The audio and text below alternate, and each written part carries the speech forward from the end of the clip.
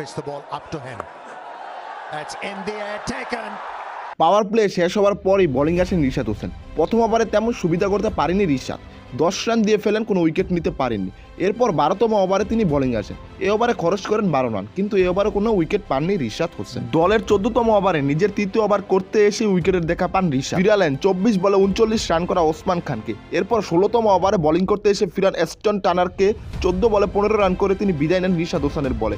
শেষের 2 ওভারে রিশাদ হোসেন রান খরচ করেন 23। সব মিলিয়ে 4 ওভারে 45 রান খরচায় 2টি উইকেট তুলে নেন রিশাদ হোসেন, যা তাকে বানিয়েছে দলের সেরা বোলার। মুলতান অবশ্য স্কোরবোর্ডে বড় পুঁজি দাঁড় করায়।